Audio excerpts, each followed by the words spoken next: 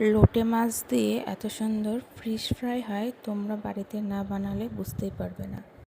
প্রথমে লোটে মাছে কাঁটা ছাড়িয়ে ভিনিগার আর লবণ দিয়ে ভালো করে ধুয়ে নিতে হবে।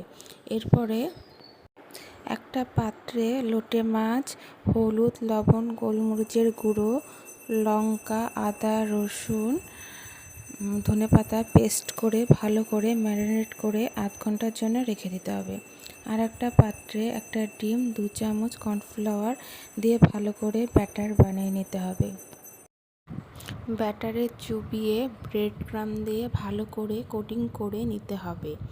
একটা চাকু দিয়ে ফিশ ফ্রাইয়ের শেপ দিয়ে নিতে হবে।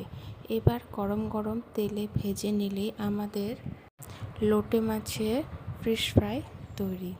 ভিডিওটা যদি ভালো লাগলে অবশ্যই লাইক কমেন্ট করবে।